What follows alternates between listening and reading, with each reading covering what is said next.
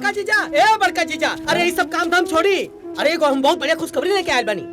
अरे कहाँ खुशखबरी है? अरे सुनबो तो मन खुश हो जाई। अरे महाराज बताइए कर बा। ना हम यहाँ केहू के कुछ ना बताए। रउआ लोग चली भीतरी, हम सब केहू के सामने बताए। चली चली चली चली आई चली बहुत निर्मल खुशखबरी बा। बताइबा। अरे आई लो ए दीदिया, ए बतवा जी, अरे सब केहू बहरी आई लो। का भेल रे? एगो खुशखबरी लेके आयल बानी हम। अरे कौन सा खुशखबरी बा? अरे ललिता गांव में ताजा ताजा एगो ब्याह टूटल बा। और घर निमन, परिवार निमन, हम तो बातों कर ले बानी। अच्छा जानता नहीं, ब्याह तो यूं हो यूं, खाली हमनी सबके पहुँचला के देरी बा। अरे बेटा, इतना बढ़िया चांस तो बहुत कम मिलेला। जाके ब्याह तय कर दा। अरे अब सोचत का बाड़ा? अरे कम से कम कपार पर से भार तो कम हो जाए। हाँ जीजा जी, ऐसा मौका छोड़े के नहीं खे। अरे यह सीजन में बाजा बाजी। और सबसे बड़का बात ये बा कि लड़का पार्टी भी तैयार बा। लेकिन बाबू, बिहार टूटल कैसे? अरे दीदिया, ओकनी के दुआ से ना करे के रहल। लड़का दुआ बा और उम्र लगभग 42 साल के हुई।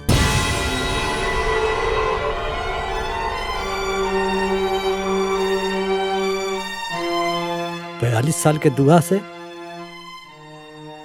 हम अपने बेटी का ब्याह ना करब।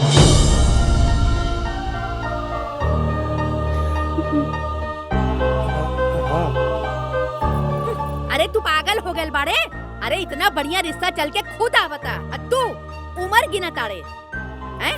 अभी इतना समस्या भइला। अरे साल 2 साल के बाद में एकरा के दुआ हो न पूछी। वाह दादी, अब हम रउआ खातिर इतना बड़का बोझ हो गई नी कि रउआ ही कुल सोचता नी। ए बबुनी, ई पढ़ाई लिखाई कुछो ना होखेला। अपन बाप का बेइज्जती भुला गइलू का? आय, अरे तू का चाहता रू कि तोहार बाप तोहार बिया का चिंता में फांसी लगा कर मर जाए का? आय, अरे ई पगला तोहरा के पढ़ाई ना करेले था, ई अपन मौत के रास्ता तैयार कइले था। बस करी दादी, बस करी। अरे हमू भगवाने के दिहल औलाद हई और वो एगो बेटी हई जेकरा की पूरी दुनिया में घर के लक्ष्मी कहल जाला। लेकिन अपना बाबूजी के मजबूरी के वजह से हम घर के लक्ष्मी से सीधा बोझ बन गई नी। ऐसा कौन गलती कैले बड़े पापा? हाँ? बस हमरा के पढ़ा लिखा दिया ही है ना।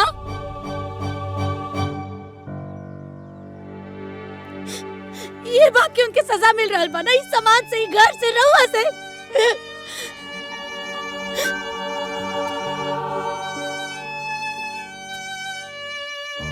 बाबूजी, रहुआ हमेशा दुनिया के परवाह कैले बिना हमरा के पढ़ौनी, लिखौनी, यहाँ तक पहुँचौनी। अरे इतना तक क्यों पिता अपना बेटा खातिर भी ना करे जितना वो अपना बेटी खातिर कहनी। बस एक बेर और भरोसा करी पापा, एक बेर और। बस हमके एक मौका चाहिए। हम आगे पढ़ल चाहता नहीं पापा। हम पढ़ लिख के इतना सक्षम बनल चाहता नहीं, इतना सक्षम बनल चाहता नहीं कि सब लोग के बताएं।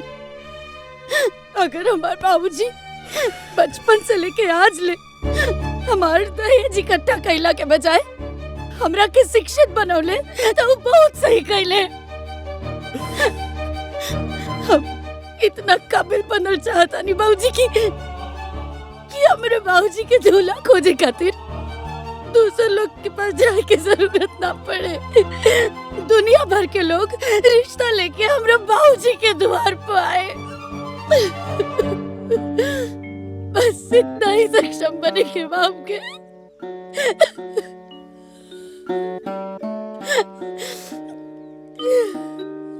और हम रउआ से वादा करता नहीं, हमरा वजह से जे केहू भी रउआ की बेइज्जत कैले बा, हमके पढ़ौला के वजह से जे केहू भी रउआ के हीन समझ ले बा, उस सब लोग के सामने रउआ फक्र से कहब कि हमार बेटी हमार शान ही हंस।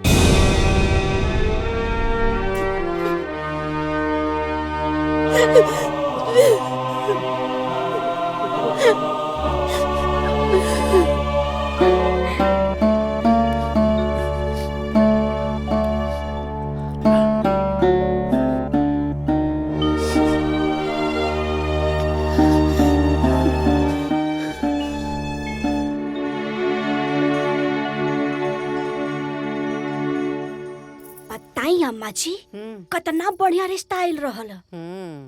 बाकी ना जाने कतना बेइज्जती लिखल बा। बबुनी शहर जात बाड़ी।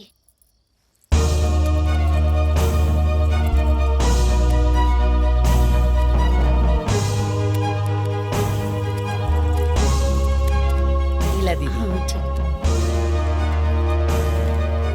बेटी कह देली, अब आप हाँ में हाँ मिला देल।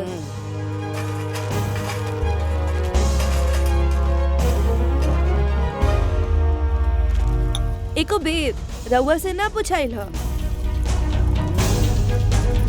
हमरा तो कुछ कहे ही के नहीं खे। जेकरा जौन मन करे ऊ करे, जहाँ जाए के बा उहाँ जाए।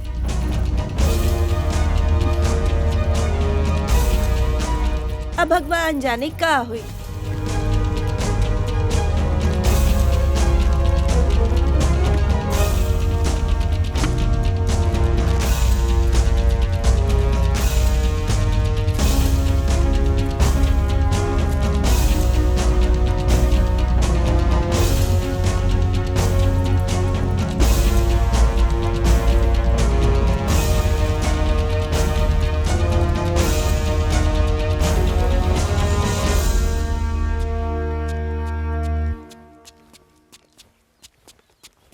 मुन्ना भी पकड़िया।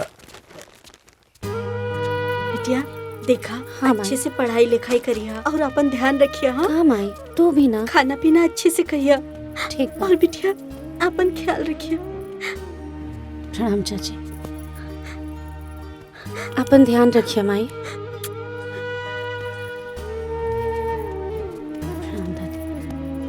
बेटी तोर बाप तोरा के कमा कमा के पढ़ोले साव। सुन, जो भी 2 पैसा बचौले से और बे मतलब का शादी ब्याह में खर्चा हो गई और दुनिया भर का कर्जा कपारे पे चढ़ गई बा। पूरे समाज में बाप के बेइज्जती करा के आगे पढ़ाई करे जाता रे।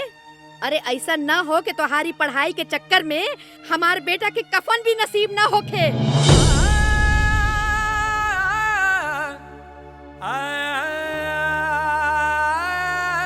ओकरा के कफन खातिर भी हमने के दोसर के आगे हाथ फैलावे के पड़े।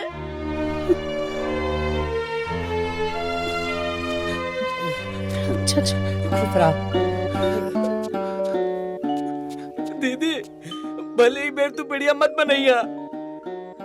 जौना चीज के पढ़ाई तू करे जाताड़ू हमें सफल जरूर होइया। रोवा ना बाबू।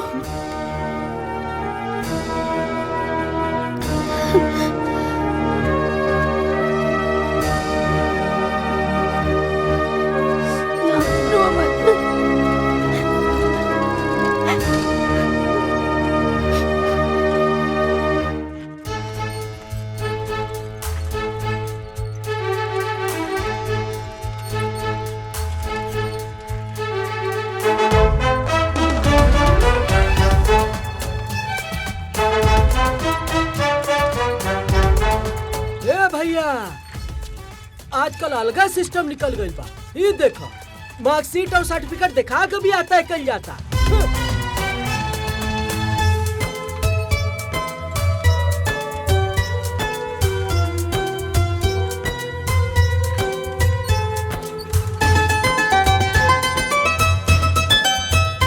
ए भैया, कुछ बेटी ऐसन होली जे अपना माँ बाप के सम्मान बढ़ावेली और कुछ बेटी ऐसन होली जे अपना माँ बाप के भाग्य गिरावेली। इनकरा जैसा।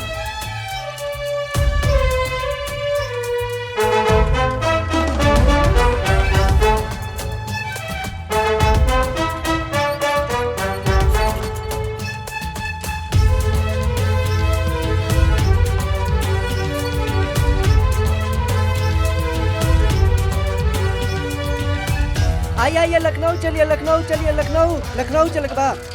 आई भैया लखनऊ चल के बा। जाए इलाहाबाद होते हुए लखनऊ। ऐसा सामान रख ला, सामान रखवा बा।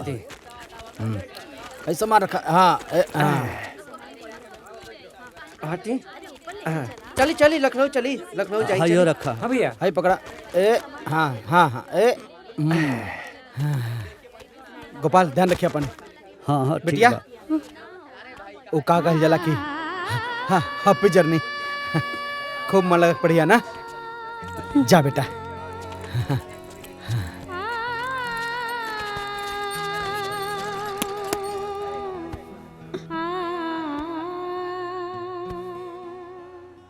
ए छोटू यहाँ आओ। जी भैया। ई उहे लेके अबिया ना जेकर अखबार में फोटो छपल रहे, भारी बेइज्जती के साथ बारात मंडप से वापस। हाँ लागत तो हुए दिया। छोड़ा अपन काम कर। अरे पगली ते काहे दुखी होता रे? अरे बहुत लोग के बारात वापस गइल बा। ये फालतू लोग के बात ना सुने के चाहिए। तोर बाबूजी हो ना तोरा साथे हैं?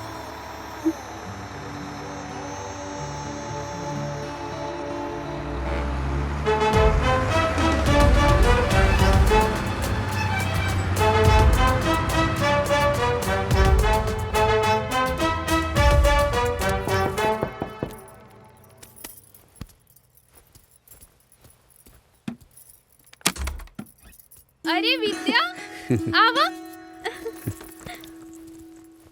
हाय दी चाचा। अल्लाह बैठी चाचा।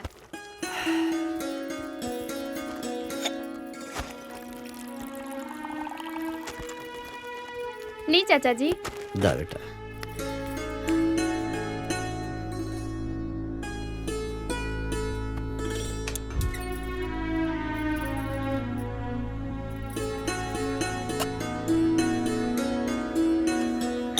बेटी हम जाते हैं। अरे चाचा जी चाय बनाओ तनी, चाय पी के जाए। ना बेटा लेट हो जाए और रात हो जाए। हाय ला।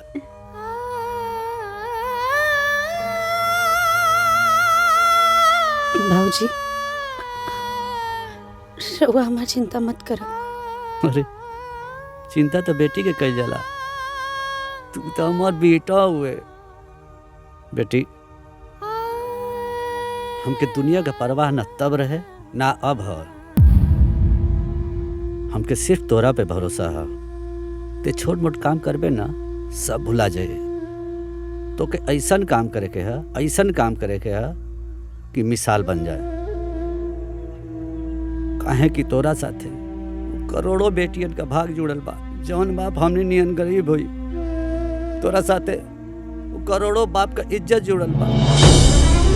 जे हमने नियर बेइज्जत भइल होई तो के करोड़ों माई के आंसू पूछे के बाद जे अपना बेटी की ब्याह के चिंता में रात दिन रोवत होई। लड़की हो हिम्मत से लड़ा। चाचा जी। दीदी दीदी कैसन बाड़ा? हम बढ़िया दीदी। भाऊजी खुश रह बेटी। प्रणाम भाऊजी। दीदी तोरा के पता बा हम बाबूजी से बहुत जिद करनी तब हमके लिया के यहाँ। अच्छा कैला। घरों में का बाटे चाचा जी बताई? उनमें गुजिया और अचार देले बाटी तो अच्छा बा। चाची तो हम लोग खातिर। बैठी ना भाऊजी बैठी। चलो बैठा। हाँ। और भाऊजी माई कैसन बाड़ी? तो के बहुत याद कर ले बेटी। पूछा ना चुनुआ से। हाँ दीदी आज वो बड़की माई तोहर नाम लेके चिल्लौनी हाँ, फिर उनके याद आ गल की तू तो घर में है ना कैलू। और चाचा चाची दादी सब लोग ठीक बा बेटा। दीदी तो के पता बा अब माई सुधर गइल बानी, अब वो चोरी ना करेली। ऐसा ना बोले के पागल। ली चाचा पानी पी ली। चुन्नो पहले पानी हाँ, पी ली बेटा। फिर चाय ले आओ तनी। और सुनी आज बिना खैले जाए ना देव।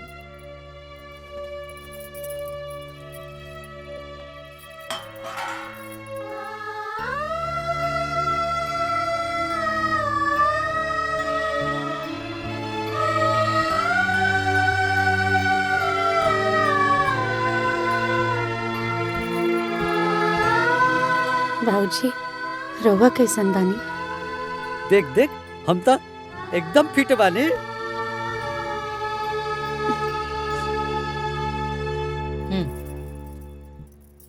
दा हमरा के जा तू चाचा से बात कर। और बतावा पढ़ाई कैसन चलता? मस्त।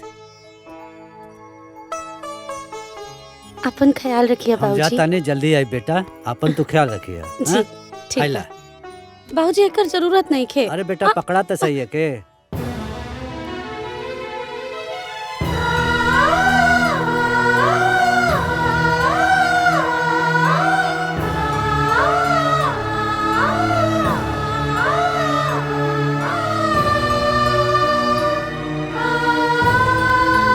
खुश रहो। प्रणाम बाबूजी।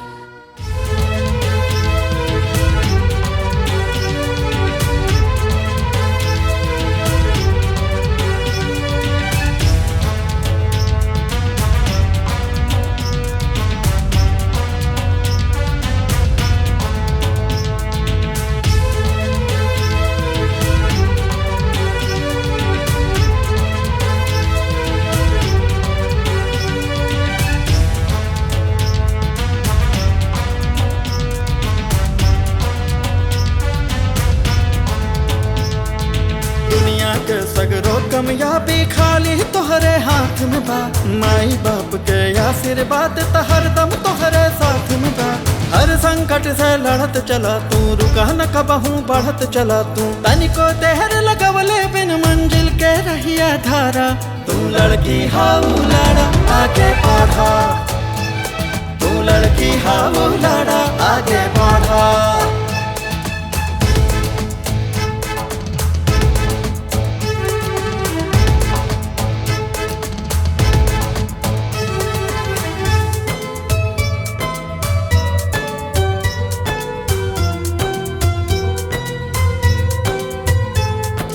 करम वीर जे रहेला वो तूफान से भी लड़ जाला हो। दरिया में हर लहर चीर माझी आगे बढ़ जाला हो। उदयापन पर चम लहरा दो, एक नया इतिहास बना दो। लाख जल चले यारे तू तूफान के जैसन आड़ा। तू लड़की हाउ लड़ा आगे बढ़ा, तू लड़की हाउ लड़ा आगे बढ़ा।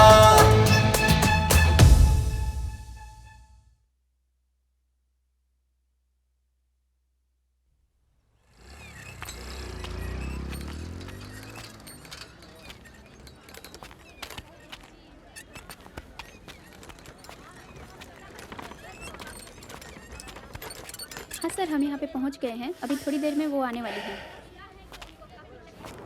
हाँ जी। अरे अरे ए महाराज, ये रिक्शा आगे से हटाइए। साहब हमार बेटी आए वाली भी है, वही के ले जाया नहीं। अरे आपकी बेटी प्रधानमंत्री है क्या? 2 कदम पैदल नहीं चल सकती है। अरे महाराज उधर लेके जाइए, ले जाइए। ठीक है।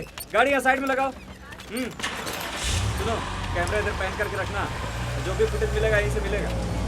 सुनो, तुम ध्यान से अपना काम करते रहना। बाबू क्या होता, कितना कैमरा वैमरा ले करके भीड़ लगौले बाड़ा जा।